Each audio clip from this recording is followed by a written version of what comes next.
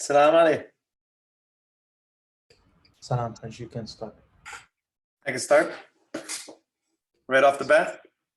Yep. Okay.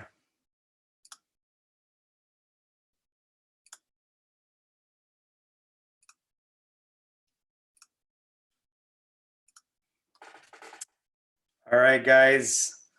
Assalamu alaikum, everyone, and hope everyone's having a great Ramadan.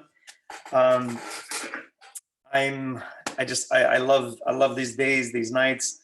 They're just really amazing. So overall, I just want to start by really just thanking everyone for tuning in on a daily level. And the feedback has just been amazing. It's been awesome. I promise I'm going to do my best to get you whatever information I have. It might, in terms of why I've gone through my experiences, my years, and try to, build that mental toughness, get you to be a little stronger and get you to be somewhat mentally tough, build that mental muscle and kind of take yourself to the next level.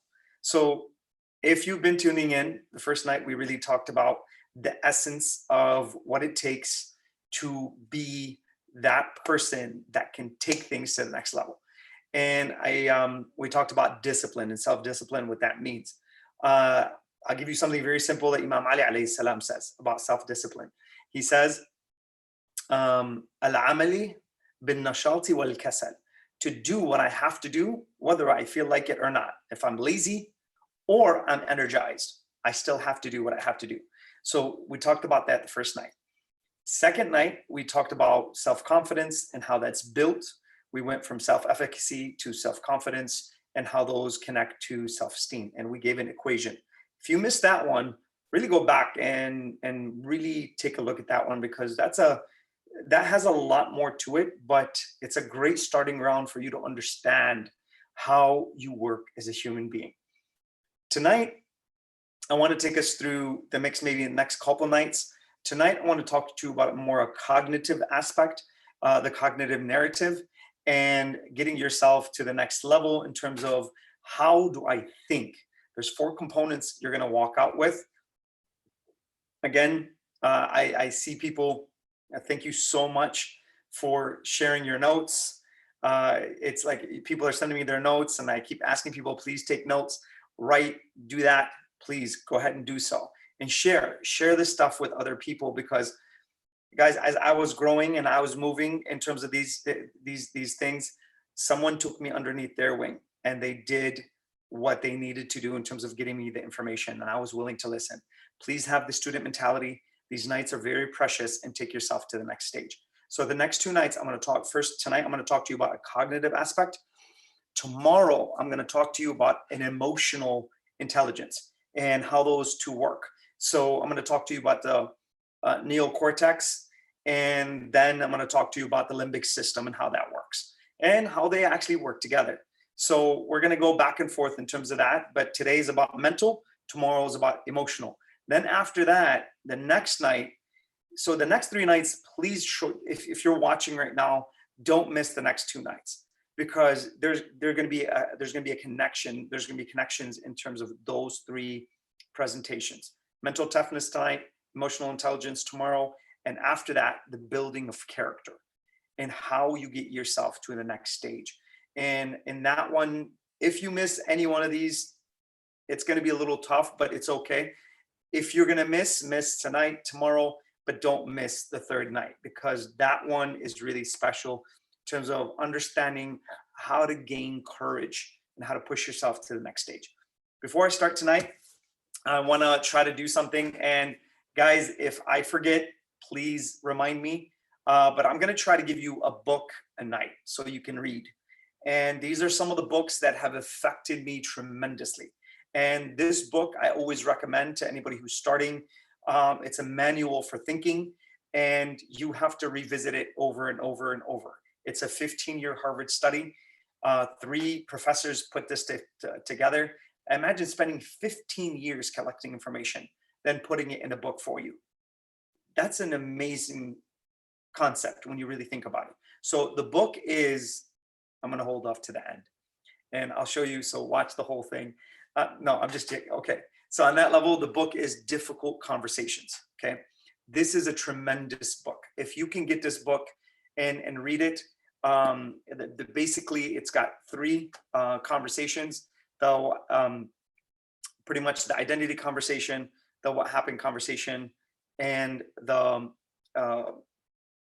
it's not coming to me, but okay. And the third one is the identity conversation, the what happened conversation, and the personal conversation. So on that level, when you start going through this, you're going to get yourself to really an amazing aspect in terms of communication. This is a top communication book. So get that book if you can, and let's move from there. So let's build that mental muscle and get ourselves to the next stage. أعوذ بالله من الشيطان الرجيم بسم الله الرحمن الرحيم والصلاة والسلام على أشرف الأنبياء والمرسلين أبي القاسم محمد وعلى آل بيته الطيبين الطاهرين. Brothers and sisters, assalamu alaikum wa rahmatullahi wa barakatuh. And tonight, please pay attention to just the construct and what you need to focus on in terms of these things. And I'm going to take you through, I have about maybe 2-3 slides, but they're going to be packed with information. So again, take some good notes. Take good notes in terms of how to build yourself, because at the end of the day, what we're doing ultimately is always building ourselves from the inside out. Remember this, the outside world is a testing ground for the inside world. So whatever you learn, you're going to test it on the outside. Your belief structure will get tested by challenges from the outside world. That's how it works. So let's build the inside, then test it to the outside. All right, guys. So number 1 is mental toughness. What is mental toughness? What is a person who has mental toughness? What are they going to be able to do? Okay, a person's ability to what? So there's a 4 in here, and I want you to really take these down and really think about them. I'm going to go into go into each one just a little bit, then kind of we'll move forward in terms of giving you the 4 components of what it requires. What are the 4 components that are required to be mentally tough, to be someone who's resilient, to someone who doesn't stop, someone who takes on life and they're literally moving towards complete freedom. When you take on life, you're moving towards freedom, and you become euphoric once you beat life over and over and over and over again. It's amazing what happens to you when you learn that process. And I'll give you guys an analogy in the middle of the presentation. All right, so the first thing you have to do is be focused. Focus is everything. Guys, take this down, please. If you don't understand that your mind, if you don't aim your mind, it will take you anywhere. Any road, if you don't have direction, any road will get you there. So your mind needs to be aimed at something. It's built that way. If you don't take the reins and point your mind towards a direction where you want it to go, it will literally get you lost. You will find yourself in the ditch all the time. So focus is absolutely necessary for you to be able to be mentally focused on something that creates that resiliency. I'm going to get this regardless of what happens. I'm going to beat this challenge. Okay, so that's the first aspect. Second one, okay, these people, when you become mentally tough, I really want you to understand this, okay? They rebound from failure. What does that mean, rebounding from failure? When you rebound from failure, it's a lot of people, one of the main causes of us not feeling to the top of what we should be feeling is we don't know how to deal with failure. Failure, when you hit failure, understand it's this, okay? Failure is a necessity, but please, I'm going to give you an analogy and you need to understand that when failure happens, you have to understand where the failure is happening. So in future presentations, I'm going to give you the difference between process, performance, and outcome goals, and how you need to set those intact. But I'm going to give you an analogy, how you really never fail. Failure is part of success. It's just a building block. Your mind needs time to build a habit. You can't just turn on your mind and say, you know what, program this, I'm just going to move forward and download it in one step. It's not going to work. Okay, so I'm going to use an analogy to give you guys an understanding of how it works. That in one part, it looks like you failed, but in another, you're not really failing. Here's how you deal with that and think about it, how you should be thinking about it. So when you look at a baby trying to walk, it stands up, it balances itself, then it falls. Then it rebounds from failure. But did it really fail? Let me show you how it didn't fail. When you look at the outcome, meaning the result, when it's trying to walk and it fails, not perfecting the walking, means it can't walk yet. So it tried and it failed. It can't walk yet. That's an outcome you're looking at, that it hasn't mastered it.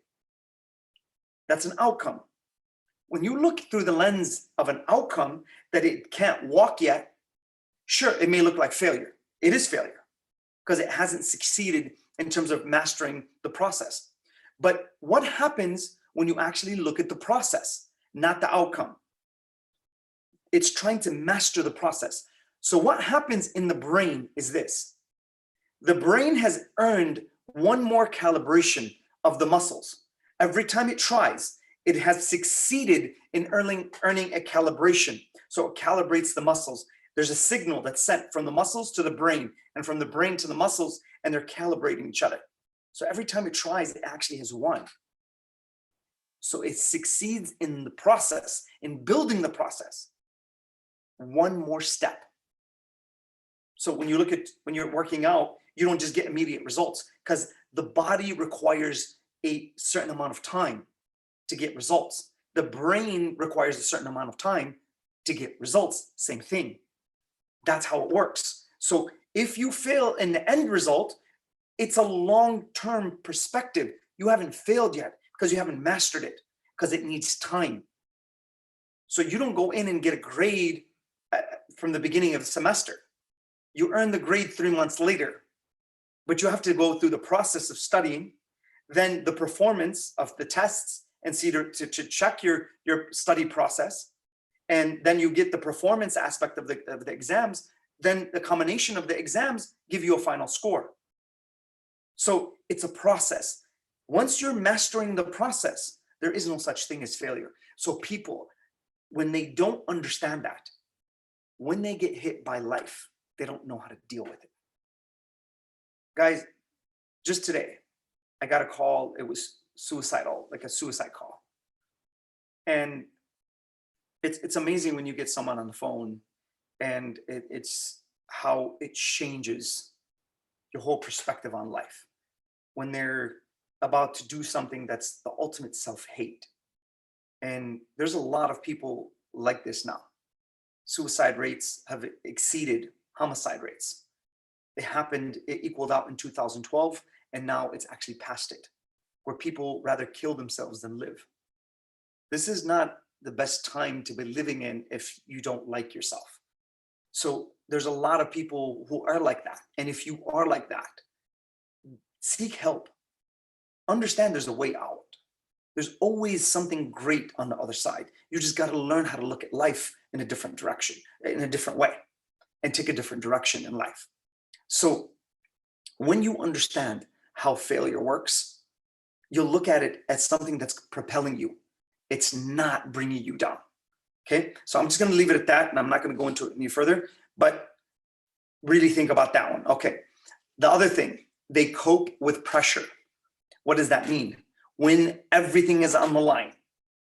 Let's say you're a person that can take the last shot in the game. You can cope with pressure.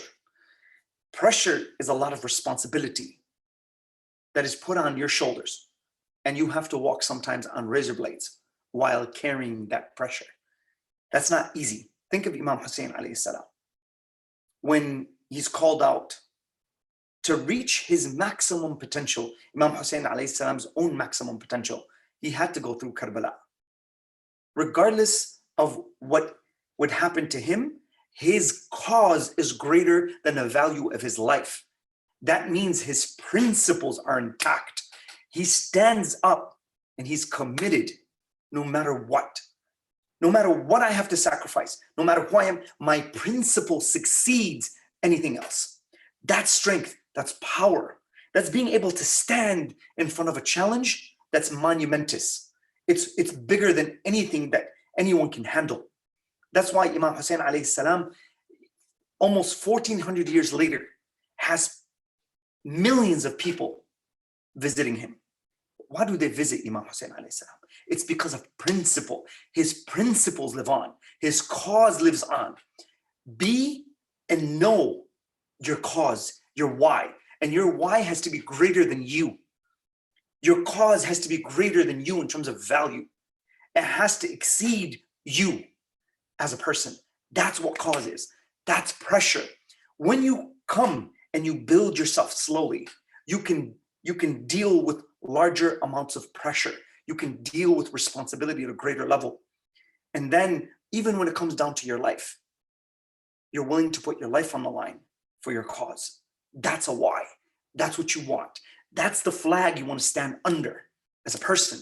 That's how it works. So these people, when you are mentally tough, this is what causes, this is what you have the ability to do. You can cope with pressure.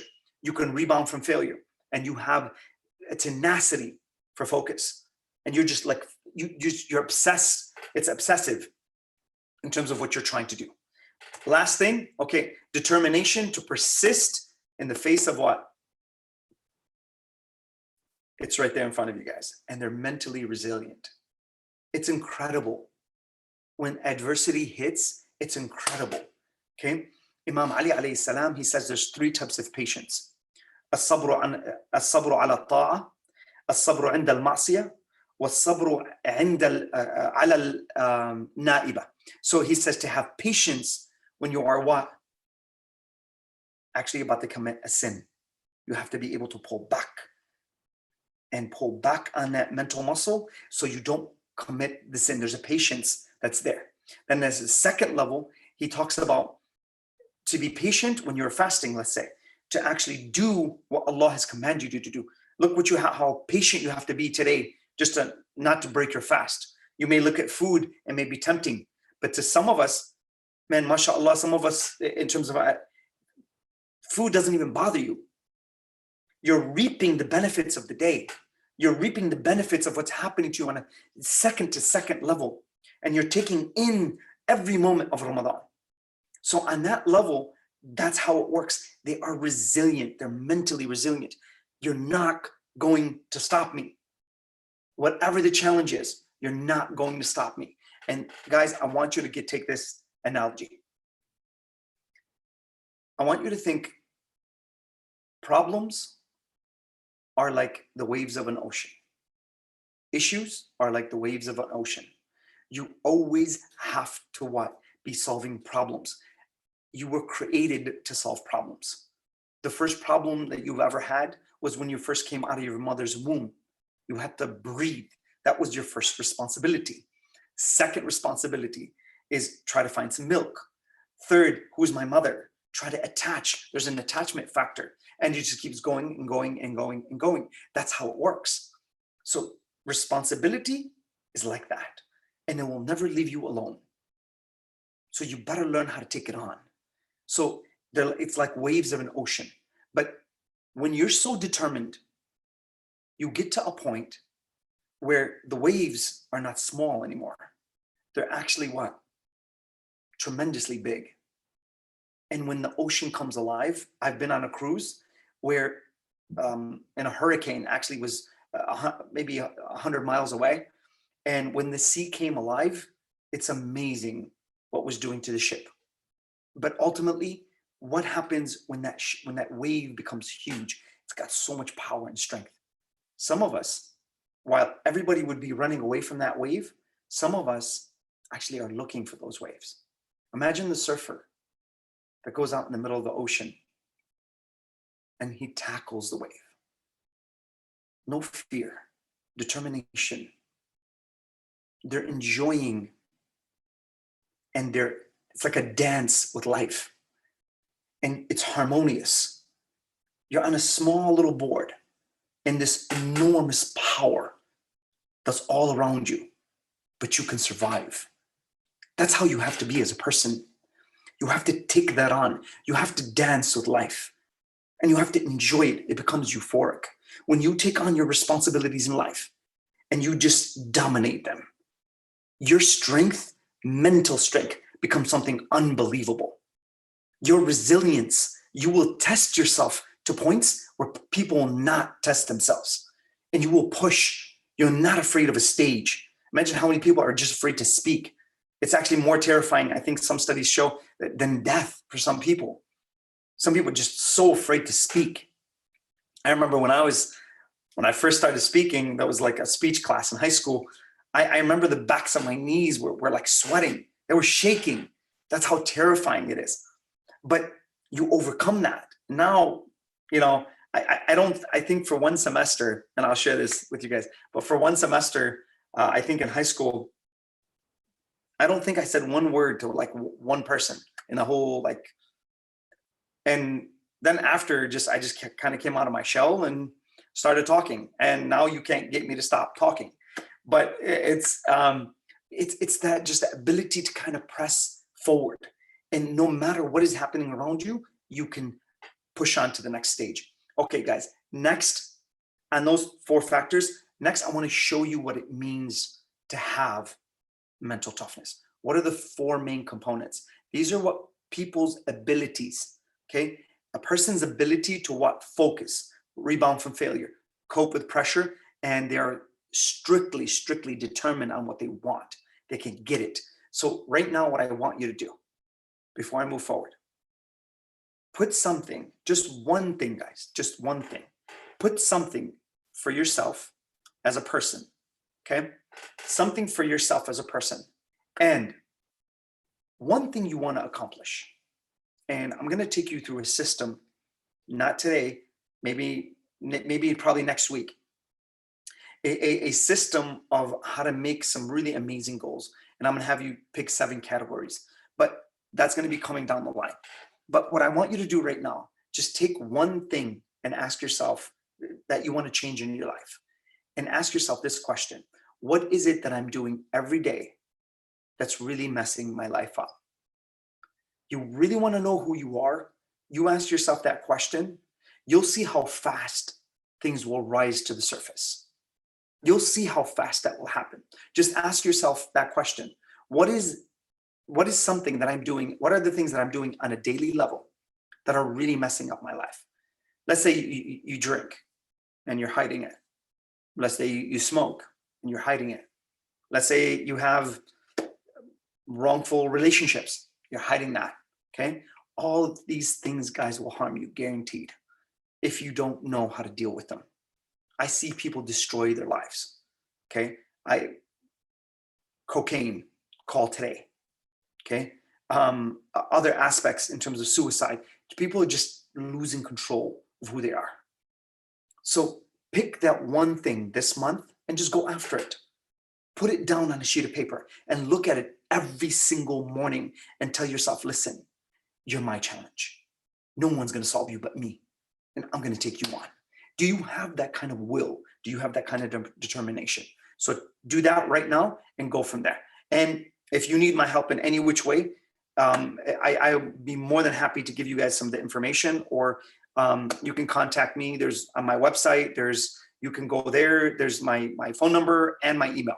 If you need help there, I'm more than willing to help you. Now, next part, please pay attention to it.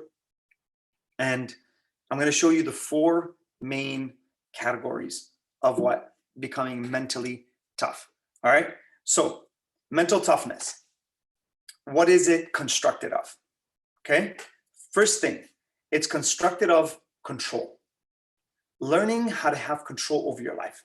And guys, we all in our lives, we all want autonomy, meaning we want to control and be authentic in who we are, meaning authentic in our thoughts and authentic in our emotions. It's part of our survival. We need to have those 2 things. So as we're growing up, we need attachment with another person. Our caretaker, our mother, father, okay, we attach because we need survival. Then as we grow, we need authenticity to who we are. So what happens when those 2 face off against each other? And I'm no longer, I either have to follow what my parents say, or do I become authentic with what's going on with me? That's my cat, guys. Okay. And so from there, what happens on those two levels? You start seeing those two things in authenticity and following what I want versus what my parents want. Control, we all seek it. We all want it. And I'm going to show you what happens. So here's the next. I'm going to show you what happens on a religious aspect when you learn how to let go of control. So guys, ultimately, the highest level of control is learning how to let go of control. And I'm going to show you how that works. But it's the capacity to feel and act as if one could influence a situation. So what happens when we can't influence a situation? How do we feel? We feel like we can't do anything about it. And there's a tendency, by the way, we go to emotional coping and we start crying. So when someone starts crying, they feel like they can't influence the situation. That's one of the signs of losing control, is tears. Now, what happens here is very important. And you guys gotta understand that. And please, if the cat is distracting you, just let it be, okay? It's just a cat. But on that level, here's what I need you to understand. I want to take you to a small story and I'm going to move forward. And I want you to think of Musa's mother, alayhi salam. And when she as a person was confronted with a tyrant, someone who could not, literally after her son. So I want you to imagine the connection between a mother and an infant and a child. I want you to think about that. I want you to think about when something is so incredible in terms of the attachment aspect. Now, I really want you to think about some of the facts in terms of the story. And the story is in the Quran. If you want to find it, you can. But think about when Musa's mother, alayhi salam, has that attachment with the child. And most people, what would be the same thing to do? To put the child in the open, or to actually what? Put it in the open, or to actually do what with it? To hide it. Most people, most mothers, what would they do? They would hide the child.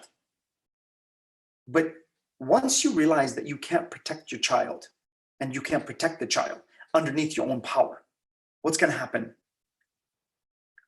You really got to understand that there's a faith aspect. I'm scared. And she walks up. I want you to think about this. She's walking up to the actual river. She puts the baby in a basket and she walks up to the river.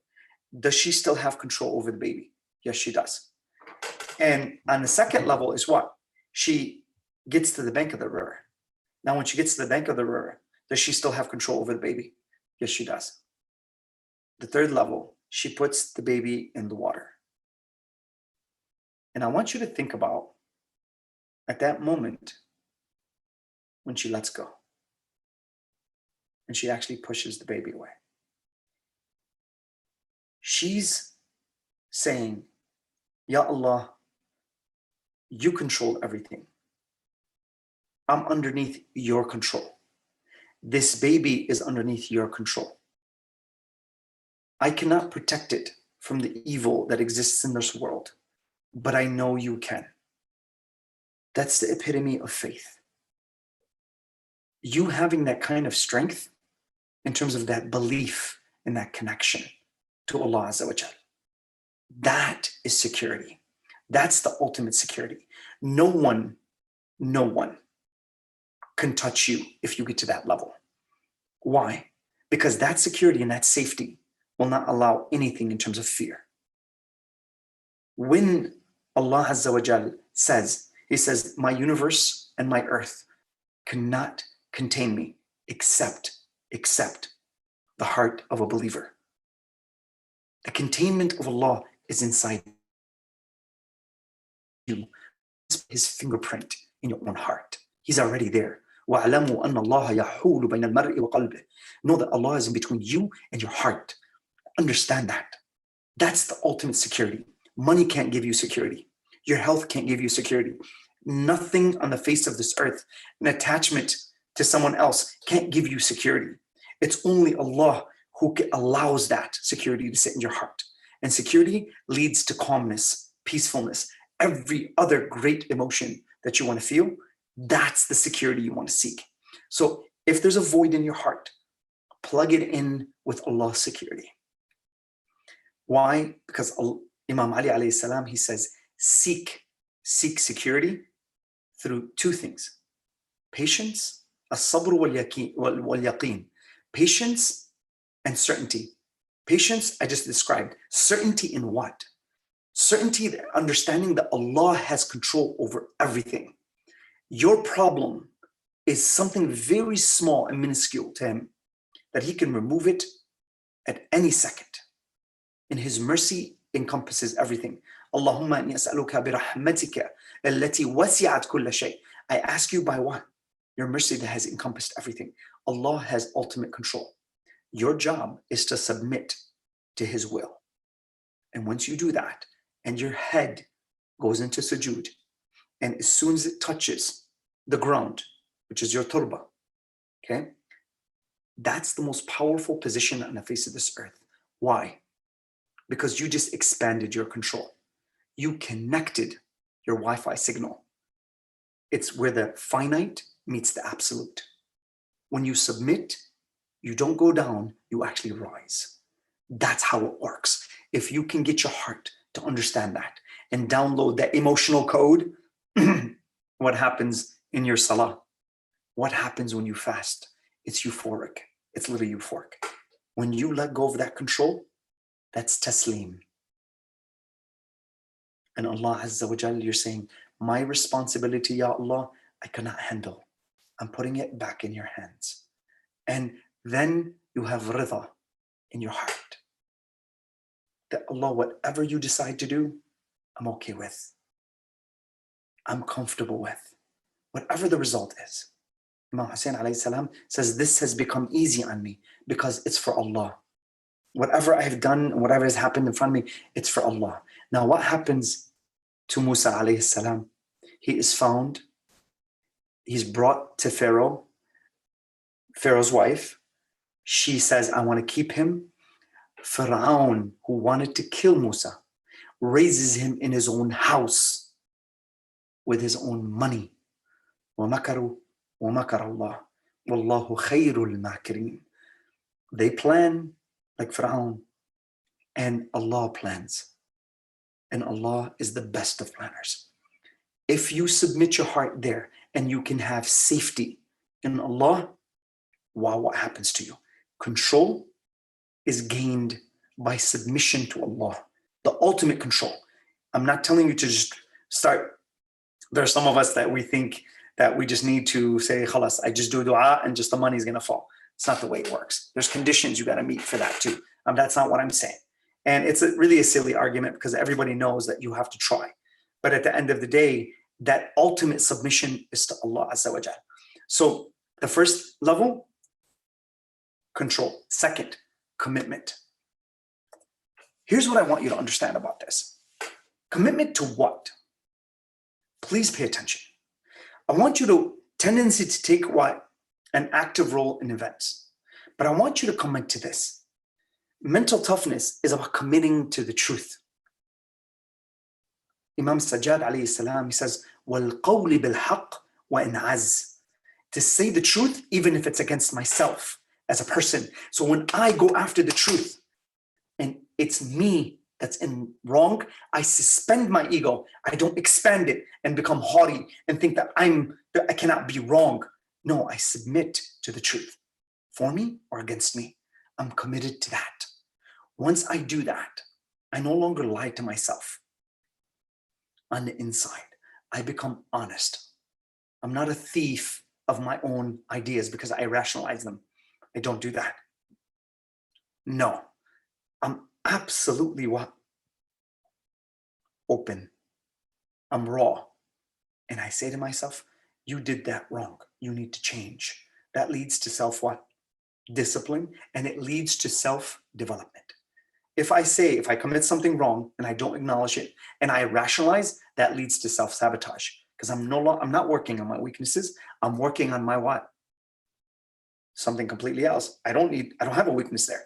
I'm not acknowledging that I'm moving away from self-development. I'm actually sabotaging myself because I'm not acknowledging reality and the truth. So commit to the truth. That will bring you to a completely different level. Now, here's always 3 things that I say: sincerity in the heart, truth on your tongue, and present the truth through wisdom. Sincerity in your heart, the truth on your tongue, and present the truth through wisdom. If you can get that combination, trust me, your self-esteem, your ability to actually say and move forward, commit to that. So that one thing that you picked earlier, commit to it and say to yourself, I'm done. You're done. Even if I fall again tomorrow, I say to myself today, I'm done. Tomorrow it comes, I make the same mistake again. Then I tell myself again, why? I can't do it. It's okay. I want you to understand, when you have tawbah, which is what? Feeling remorse in the heart, okay? Where you actually feel bad about what you did. When you do that and say, you know what? Ya Allah, forgive me. I'm gonna try to stop, okay? I'm gonna try to remove these things. Now, I want you to understand this. In between the time you commit the sin and you go to tawbah, once you actually do tawbah, meaning that I don't want to do this anymore, you repent. And the next time you commit the sin, that's rahmah from Allah. That space is rahmah. So understand that even if you commit the sin over and over and over, don't stop. Be what? I'm going to go back here, guys. Be what? What's resiliency, right? Right here, be resilient. Go after whatever that is. Go after it. Don't stop. Okay, so now, commitment, number 2. Number 3 is what? Challenge. You need to be challenged. Mentally tough people need to be what? Challenged, okay? This like perception of change as an opportunity to grow and develop rather than a threat. Watch this. It's been studied, and psychological studies indicate that in terms of when someone views a problem as a challenge versus a threat, completely different reality. Okay, when I look at it as a challenge and I'm not looking as a threat, challenge, I feel hope, I feel persistent, I feel determination, I feel like I'm going to succeed. I'm willing to take it on, I'm willing to step up to the challenge, and I can deal with the pressure. What happens if I look at it as a threat? I'm going to back off because I'm fearing loss. This leads to anxiety, depression, and what did we talk about yesterday? That cortisol release. That's what's going to happen. You're going to release cortisol. And once you release cortisol, you're going to be higher levels of anxiousness. Now, what happens when you do this consistently, as we talked about yesterday? Your mind now anticipates the amount of stress it's going to release for you in the next event. And if you're consciously stressed, guess what? Your mind is going to understand you, and you're always going to be on high states of alert, and you become a paranoid person. That's the result. So versus calmness, and then when you can take on challenges of life. Guys, the biggest problem I see is the person, when they are depressed, when they are not doing what they need to do, is they haven't been taught the discipline to take on challenges in life. They don't have the tools to take care of it, to create success beyond the challenge. They look at the challenge and they run. And they have triggers, they develop triggers where anytime their fight or flight system, it turns on. Once they see a challenge, it turns on. And now I'm a victim of life. Everything is unfair, like we talked about yesterday. Everything's unfair. So they look at challenges as threats. They don't look at them as an opportunity to grow and what? Let me get this out. To grow and develop. And we talked about challenges and the way they work. We talked about it yesterday. We talked about taking on the biggest wave while everyone's running away. You take on the ocean, and it's a dance with life. And when you hit it right and you can ride the wave, it's incredible what happens to you because you're riding the wave of life. And this is how you get true success. It's to really understand yourself as a person. Your mental toughness has to be geared towards the inside and telling the self no. We talked about that not too long ago. Okay, so now challenges. Okay, so number one, control. Learn where true control is and how to release it. Okay, number two, commit to the truth. And number three, challenges look at it as a challenge and an opportunity to grow, not as a threat. All this will create a certain calmness when you are faced with not one, not two, not three, not four, not 10. You can raise the bar as high as you want. I can take on any amounts of challenge that you put in front of me because I know how to deal with it. Sometimes, guys, life bombards us with not one challenge at one time, many challenges, and we can't take on life. We feel like we're going to collapse. This is where depression sets. This is where other things set. Something is taken away from us. We feel the loss. We feel like it's sucking in our lungs and we can't breathe. This is where you have to rise. Inna ma'al usri yusra. Within hardship, there is ease. Allah is going to bring that to you. La yukallifu Allah nafsan illa wus'aha. Allah is not going to burden you beyond your capacity. And we said yesterday, Inna Allah la yadlumu an-nasa shay'an, walakinna an-nasa anfusahum yadlumun. Allah does not burden a soul beyond its capacity, or He doesn't oppress people in terms of even an ought. Allah's justice system is 100%. Allah does not falter in His justice. We falter in our judgment towards His justice. We say, Ya Allah, why are you doing this to me? Please don't say that. Please, I'm not going to go into it, but please understand what you're saying. You're judging Allah's justice. When He is the one who's created you, understand what you're saying before you say it. And if you do it, it's okay. Sometimes it comes out of anger. Sometimes it just, you're in the middle of things and they're like, please, Ya Allah, help me. And He's not answering you. But you think He's not answering because it's your own judgment that's at fault. Please understand that. Don't go too far where you hurt yourself while asking for help. Don't do that. Ask with submission. Ask with a lofty heart. Ask with a smile towards Allah and accept it. Like Imam Ali alayhi salam says, he says, if you were to put me in the pits of your hell, I will still call on you because your hell is still mercy. I'm not going to go into that. That's a whole nother discussion, but understand that. The last thing, guys, is this, okay? Confidence. We talked about that yesterday, okay? And see how all these connect, okay? Strong sense of self-belief. Mental toughness, the epitome of mental toughness is confidence. And we talked about that a little bit, but confidence in what? Like I told you earlier, it's confidence in Allah Azza wa Jal. Athiqatu billah. Meaning that when I'm at a place in my mind that I hit the wall of frustration, which is life. I'm moving, and it's like a red light. It stops me in my tracks. First thing that happens when I hit that light, and let's say I'm in a hurry, I become frustrated. Frustration is an obstacle to a goal, meaning it's going to reject you. It's going to stop you. It's going to delay you. That's how it works. So on that level, I have to have the confidence. Athiqatu billah is that I have confidence that whatever I lose, even if I'm in a hurry to go to an interview, I lose money, Allah Azza wa Jalla is going to compensate that. You can create that belief. I'm not telling you to lie to yourself or become something that's not what I'm saying. And a lot of people think that way. Why are you thinking that it's going to be okay? Why not? Really, why not? Can you predict that you're going to live the next 5 minutes?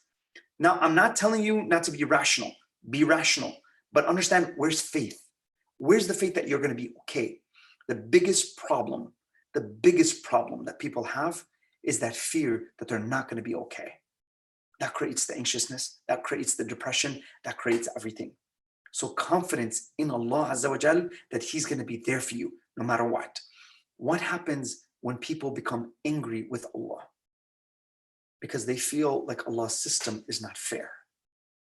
That's how it works. Imam Ali alayhi salam, he says, an atheist is angry with Allah because they want to judge him, because they think his system is unfair. That's the first thing they're judging. But it's their eyes that cannot see the truth, because their hearts are nowhere to be found in terms of what they should be synced to. Imam Ali alayhi salam, he says, when he's talking about Allah, he says, وَيْلَكَ يَا ذَعْلِبْ لَا تَرَاهُ الْعُيُونَ بِمُشَاهَدَةِ الْعِيَانِ ولكن تدركه القلوب بحقائق الإيمان معروف بالدلالات منعوت بالعلامات لا يقاس بالحاس ولا and he keeps going on and on and on and on. In terms of that, he's telling Tha'lib, he said, the naked eye can't see Allah. So it's the person who wants to see everything. It has to make, but it's the faith within the heart of true authentic belief that sees him. He says, you think I can't see Allah? This is the way I see him.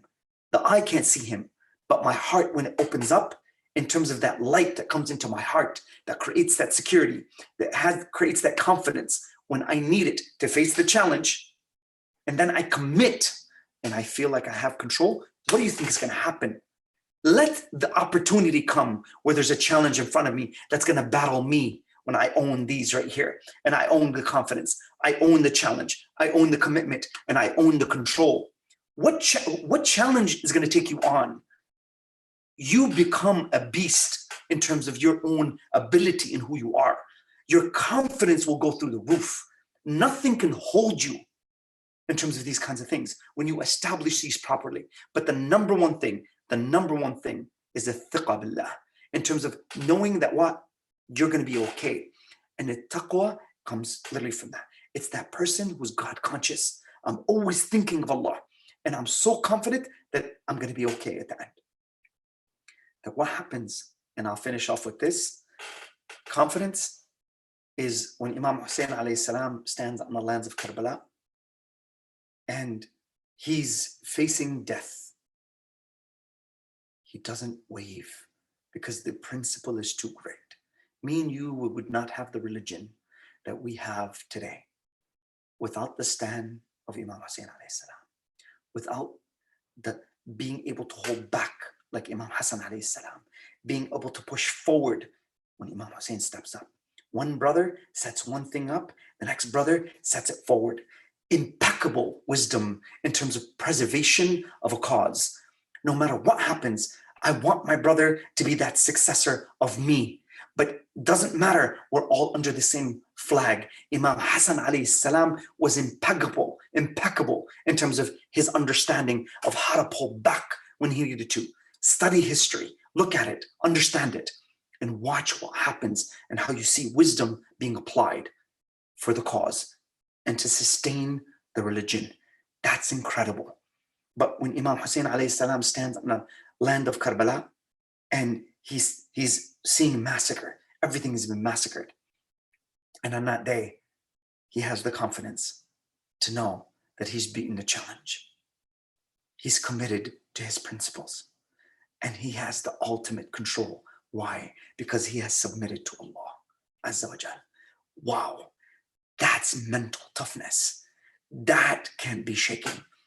The challenge that he went through, not many men, women, anything, not many people can go through. That's why he had so many people on his side that were just not, so many people in terms of their strength, but so little people in terms of numbers. But they were mountains. Each person was a mountain in terms of their faith. That's where we want to be. And I'll finish with this, guys. If you are in a place where you find yourself like Hur, and you see that life has pushed you into a corner, and you're looking across and you're deliberating, I'm on the wrong side, and my heart knows it, but my mind can't get my body to move towards it. I want you to think of that decision that Har had to make. One decision. How much mental toughness did he have to have when the confidence, the challenge that he was facing, the commitment that he had to make, and the control that he needed to have over his own emotions. That he says to his companion, I'm picking between heaven and hell. And I want you to think of that decision. Those 2 inches between back of his foot and the horse. I want you to think of that distance. That's all his foot had to move to kick the horse to go across. How far is that distance for so many people that we can't do it? We can't. Why? Because we don't have that toughness. We don't want life. Take on life at that level. I guarantee you what's on the other side are emotions you've never touched. The emotions that are on the other side of that distance of that 2 inches. Kick your horse and watch what will happen in life. You want to see freedom of your soul like Har? Make that decision and make it now and say, there's no way this life is going to beat me because I'm me. I'm made and I'm a creation of Allah Azza wa Jal. You know how precious you are as a person when you are the creation of Allah. As a comparison to Allah, you're nothing. Fir'aun thought he was something. Look what happened to him. But as a creation of Allah, you are a universe, as Imam Ali alayhi salam stated.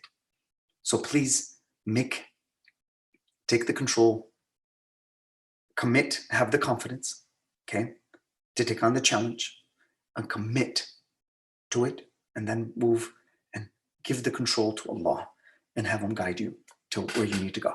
Guys, I want to thank you for listening. This is, again, for me, I'm honored to be here. I'm going to say again here, Difficult Conversations, get the book. It's an excellent book, 15-year Harvard study, and make that commitment to yourself to better yourself. Download the mental code, get to the emotional code, where then you can make the right decisions and push yourself and drive yourself towards the right things.